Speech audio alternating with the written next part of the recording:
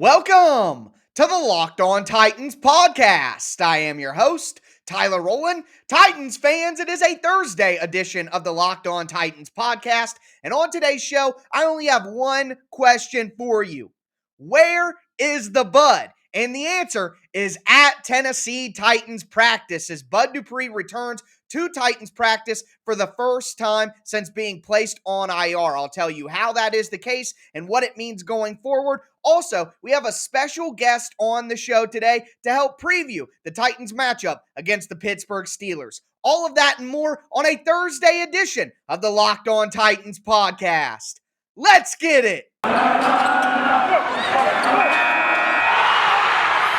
are Locked On Titans, your daily Tennessee Titans podcast, part of the Locked On Podcast Network, your team every day.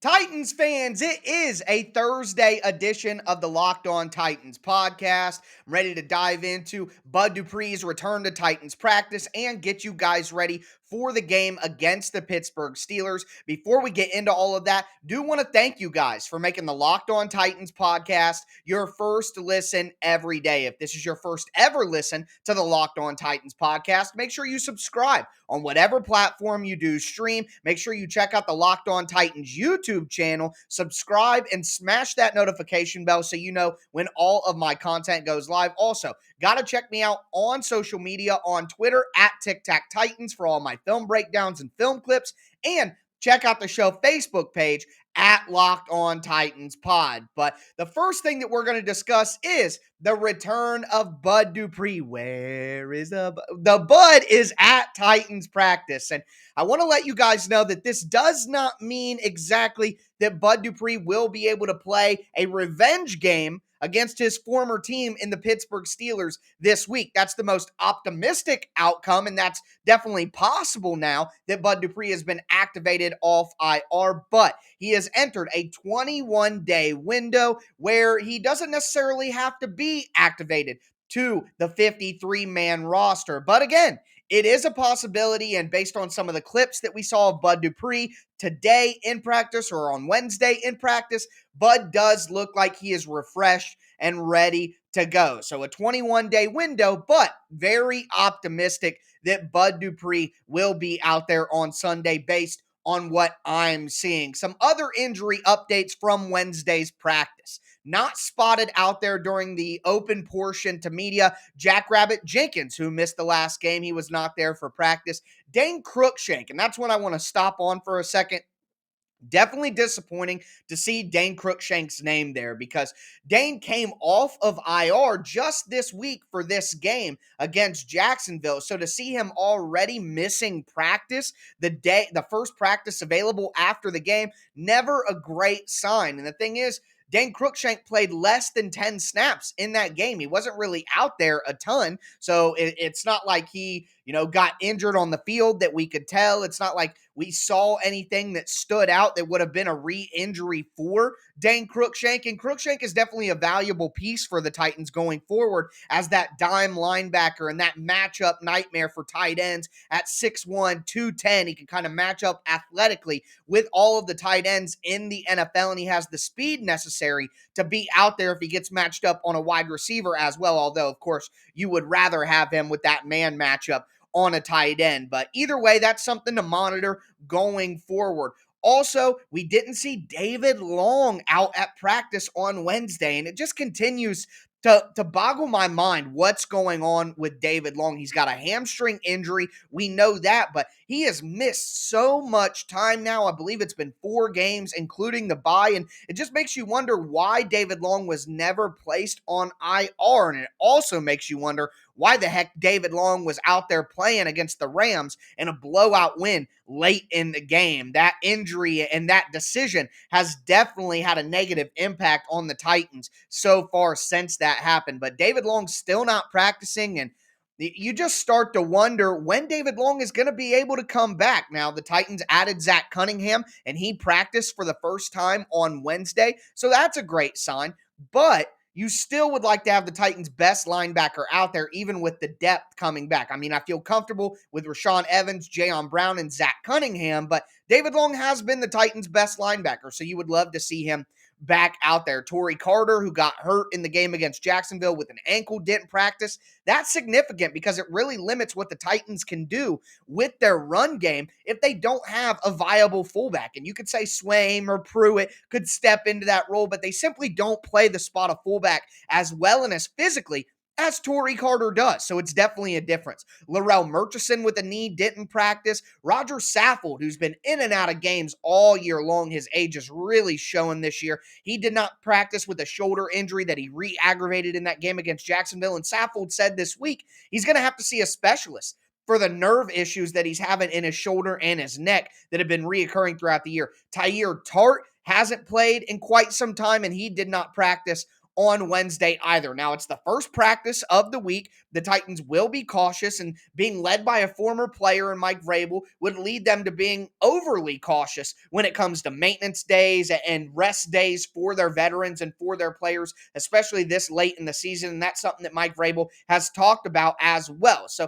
we know that the Titans tend to rest people on Wednesdays. So we will look at the injury report going forward to try to get a better idea of who will be available and not available in this game. But wanted to make sure you guys were up to date. And of course, the big news, Bud Dupree returns to Tennessee Titans practice. Zach Cunningham makes his first appearance with the Titans. So we are going to move into a little bit of a preview, a primer for the Tennessee Titans game against the Pittsburgh Steelers. Now, normally we would have a crossover Thursday, and one of my favorite guys on the network, Christopher Carter, who does the Locked On Steelers podcast, unfortunately, he is traveling internationally right now, and he doesn't have the ability to record, and things like that happen. So no hate to Chris, one of my favorites in the network, so no problem there. But I didn't want to leave you guys without some Pittsburgh Steeler insight, and I'll be honest, I can't cover other teams as in-depth as I cover the Tennessee Titans during the season. So I did elicit some help. I got one of the guys from the Behind the Steel Curtain SB Nation blog site to come on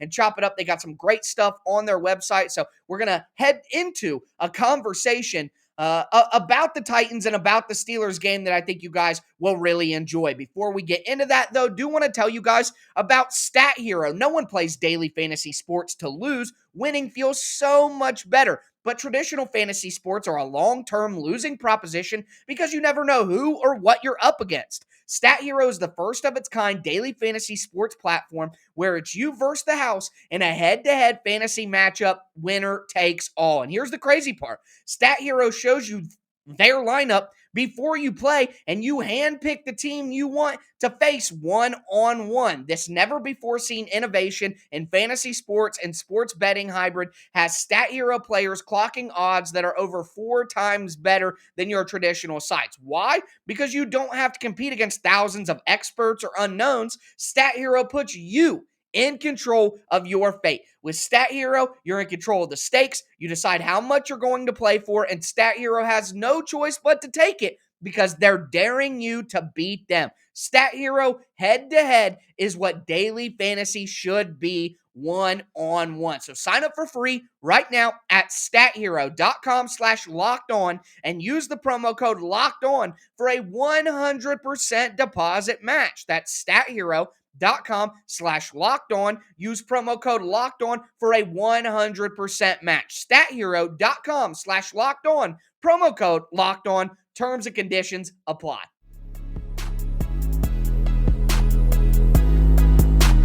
Titans fans, I said at the top of the show that we have a special guest on today, and I'm ready to bring him on here. As you see, it is Dave Schofield from the Behind the Steel Curtain blog, part of the SB Nation umbrella. I honestly think you guys are one of the best sites out there for football content that's specifically focused on a team. Going through some of the content today, I mean, some of the film articles, all the stuff that you guys do. I know you got a lot of podcasts yourself, so really good work out there if you're a Titans fan that wants to get yourself more acquainted with the Steelers. One of the film breakdown articles even referenced some Titans film and use some film to discuss how the Titans play, so that's some really good stuff. Make sure you check that out if you're a Steelers fan who's checking out the show and you aren't on the Behind the Steel Curtain site. What are you doing? I have no other questions for you other than that. So make sure you check it out. But definitely big thanks to Dave for coming on the show and helping us out here with a little bit of a void in the schedule that we had. Dave, I'm ready to talk about this game. And it's a really big game. And I think both teams have a chance to win. I know the Steelers season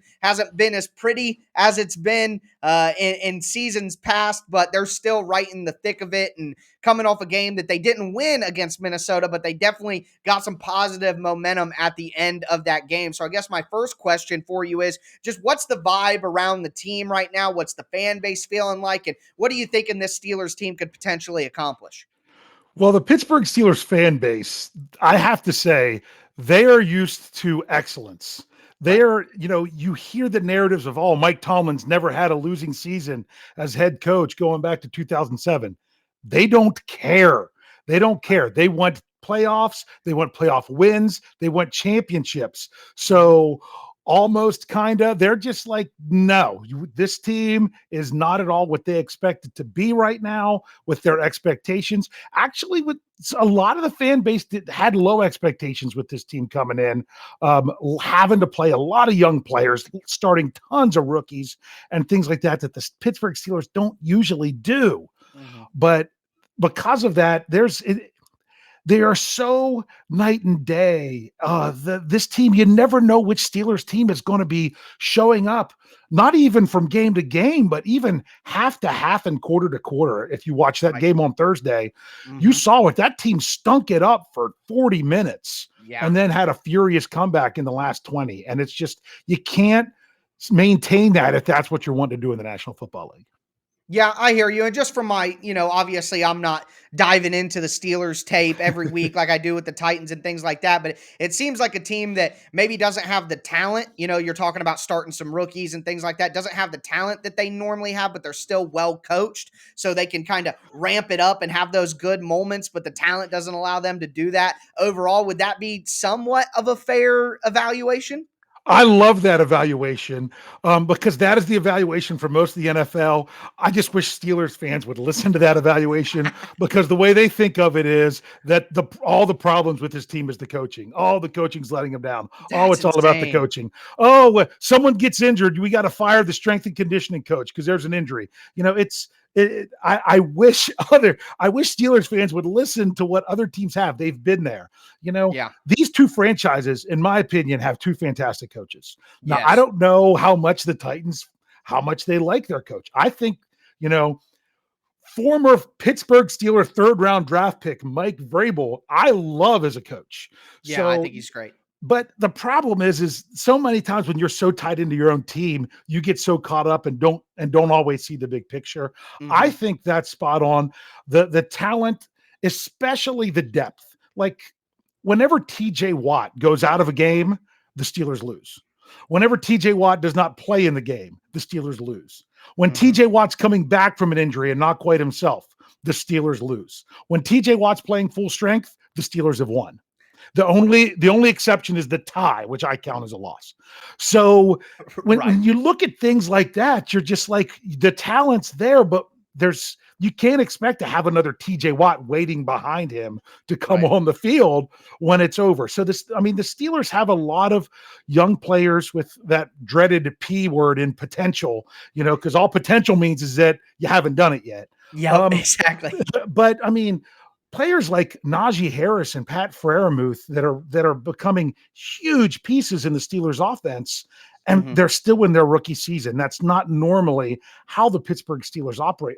Starting two rookie offensive linemen all season, it's been a very interesting year from that standpoint.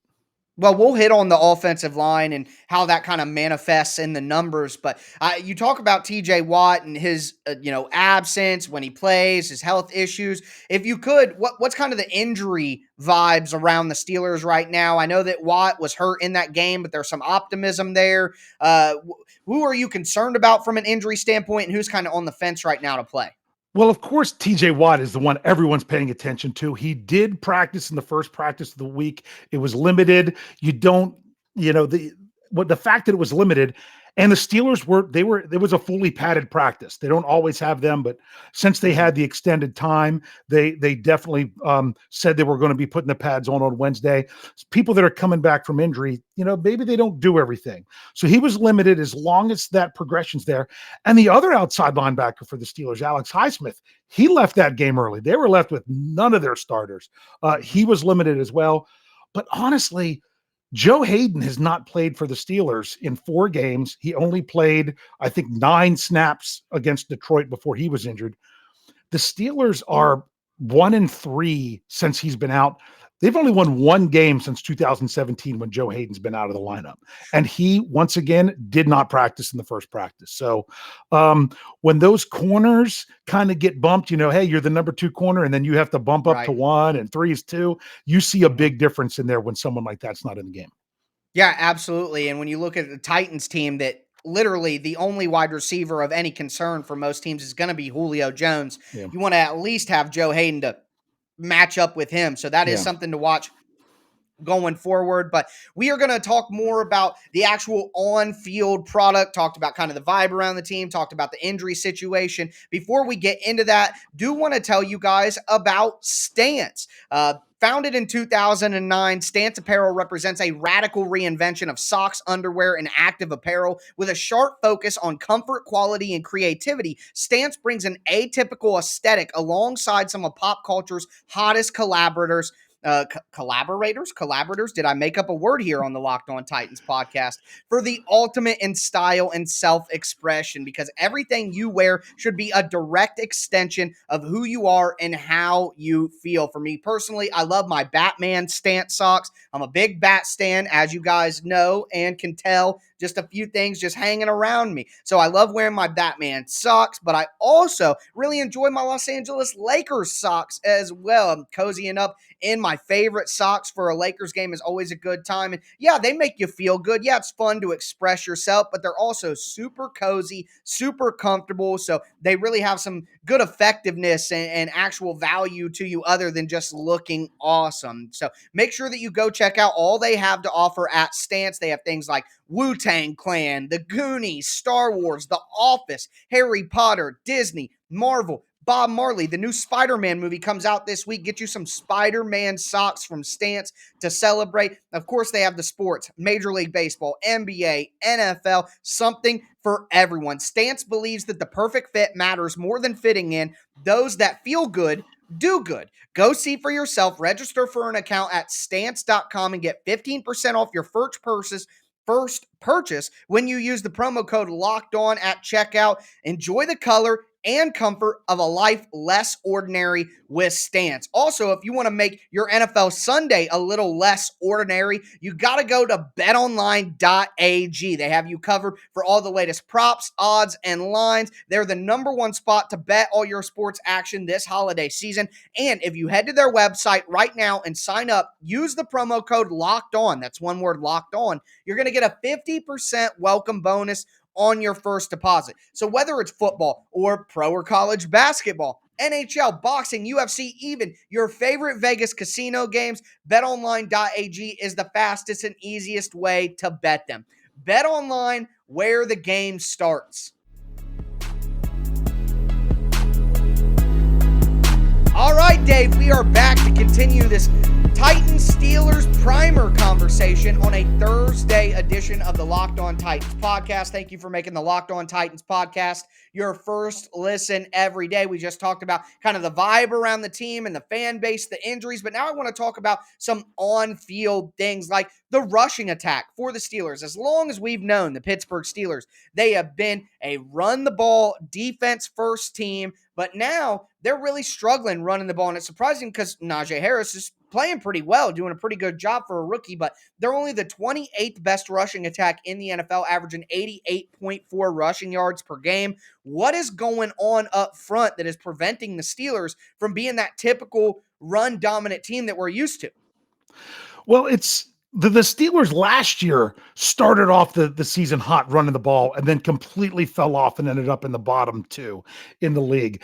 It really all starts in the trenches. The Steelers are struggling on the offensive line. They only returned one starter from last season. Then David DeCastro was the whole thing with him and his offseason surgery, and the Steelers had to let him go. That it's taken a long time to come together, and then their most promising lineman coming into the season, Kevin Dotson, he's missed the last 4 games. He's on IR. Don't know if he's going to get to come back from his high ankle sprain or not. But this team, at times, they come together and you see that cohesion, and they can get push on the run game, and they can protect Ben Roethlisberger. And at other times, it's just kind of a mess. They're so young. I would say they need the time to really be coached up during the week to be ready for everything that's thrown at them. They didn't have that time going into Thursday night. Hopefully with the 3 extra days that the Steelers have had, they can kind of get that offensive line together, but they still don't know exactly who's going to be there at left guard, because I think they're on their either 4th or 5th starter for the season at this point. Yeah, well, that's completely understandable. The Titans don't have a bunch of rookies up front and don't have a bunch of upheaval. They have 4 starters from last year, and the guy who's the 5th starter has been in the organization, and they still can't pass protect at all. So that's definitely something to worry about for the Titans. I wanted to move, I guess, to a defensive question for you. One thing that I've noticed for the Steelers is they have a -2 turnover margin right now, which is 21st in the NFL. And typically what I've come to see from the Steelers is they're going to be a heavy turnover defense. What do you think is preventing them from taking the ball away from opposing offenses this year? Well, bottom line is they haven't been able to stop the run. When you can't stop the run, it's so much easier to get those takeaways in the passing game, whether it, Right. Unleash that furious pass rush, get the strip sack in the backfield, or, getting the interception or the tip ball or things like that. And the Steelers, just to give you some perspective, through the first 5 weeks of the season, they were ranked 9th in the NFL in rush defense. They were in the top 10. Right now, they are 30th. They have given up crazy amounts of rushing yards. They gave up 205 rushing yards to Dalvin Cook alone on Thursday night, coming off of an injury. They are getting gashed. They are dealing with injury. Cam Hayward's trying to do everything that he can and do it all for the interior of that defensive line, and he just can't get it done. And when teams can just run on you at will, which in this matchup, the Steelers' poor rush defense and the Titans' great rush offense, that's a strength on weakness matchup that's really got to be concerning to Steelers fans, because the Steelers, it just seemed like they've got holes everywhere. Their linebackers are getting caught up by offensive linemen because their front 5 are not absorbing those blocks. They're trying to run away from TJ Watt and Alex Highsmith and run up the middle. It's overly concerning. And if you can't stop the run game, it makes it very difficult to get those splash plays that you do as a defense. Yeah, you don't get as many 3rd and longs. You can't pin your ears back. You can't bring your dime personnel on the field and get more speed on the field to create those turnovers. You're right. It's all kind of a domino effect. Well, Dave, I appreciate you coming on the show. I'm going to get you out of here on this. How frustrated is the fan base with Chase Claypool? What the heck is he doing? Yeah, it's so funny because Claypool downplayed the whole thing. Right? I just came up and signaled it. Everyone is, because even though if you go back and look at the film, it was one of the Vikings players came in and ripped the ball away. It should have been a delay of game. They should have stopped it. But if he doesn't come up and signal that first down, he doesn't even have a chance to get in there and do that. Right. It's just kind of one of those things that he needs to grow up fast. He's not a lost cause, but he definitely needs to get it together moving forward, because he had a great game from snap to whistle. It was all the other things beyond that, the 15-yard penalty for putting his finger in someone's face. And it's just things like that can kill a drive and just ultimately lose you games I'm not putting that loss on what happened with Claypool at all, but I'm just saying those little things can add up and put you in a bad situation. And he's got to come through it, and we'll see if he does or not. Yeah, well, I personally, if it were me and the Titans coaching staff, I would be telling my defensive backs to talk trash to him, to be extra physical and see if you can bait him into doing something dumb. But as a person watching the Mhm. team, that has to be just super frustrating. Do I have time to turn one of those around on you a little bit? Sure, sure, go ahead. How are the Tennessee Titans feeling about their big acquisition of Bud Dupree? So so I said when Bud Dupree went on IR that it's basically Jadeveon Clowney all over again, Yeah. and people got mad because Mhm. there's just this terrible taste in people's mouths from Clowney. But the reality was, I was saying, yeah, the guy's productive when he's on the field, and the Titans are worse when he's not on the field, and he's a big money player who can't stay on the field. Yeah. But the reality is, the silver lining, obviously, there has to be disappointment with paying him so much money and then him being hurt as much. But when you sign a guy to a big money deal off a torn ACL, what do you That's what think you you're gonna get. what are you gonna get? You know what I mean? So to me, this was expected, but the reality is the Titans defense is nasty when Bud Dupree plays.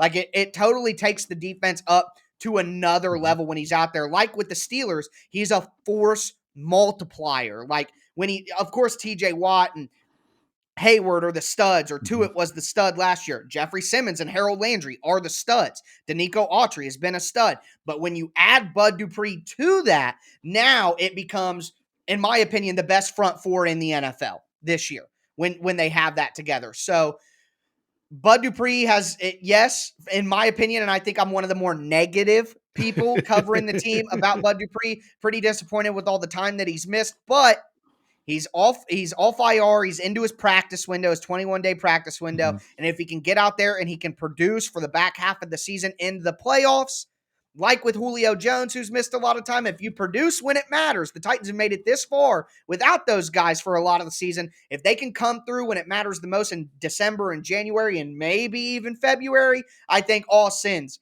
will be forgiven. But Dave, thank you so much for coming on the show. A great question there to finish things off. Again, guys, go check out Dave's work. Go check out the Behind the Steel Curtain site. Where can they find your work? Where can they exactly find you on Twitter and anything you want to promote? Yeah, you can find it's behindthesteelcurtain.com. That's pretty simple to get to through the website. If you go and want to find any of our podcasts, go anywhere you get podcast, Apple Podcast, Stitcher, things like that, and just search Steelers. We're going to be one of your top options right there for Behind the Steel Curtain. Our Twitter account is BT Steel Curtain, that you can find us there. But almost every one of our podcasts also has an article on the website. You could go right there. You can listen to it in a player right in the article. We've got a large staff bringing you multiple viewpoints, not just from the editorial standpoint at behindthesteelcurtain.com, but on the podcast as well. We even have, international flavor. We have two Australians that do a podcast for us. It's Touchdown Under. It's a great podcast that we have there. Great. So we have it's not just a few of us. It's a whole team that brings you as much Pittsburgh Steelers content as we can. So if you're interested in that, just make sure you check us out. Awesome. Well, Dave, thank you so much for coming on. A little bit of a scheduling snafu, and you really saved the show and saved me, so I appreciate that. But thank you so much, and maybe we'll talk to you again down the line. Hey, it would be great to see each other in the playoffs if we can get there. Absolutely.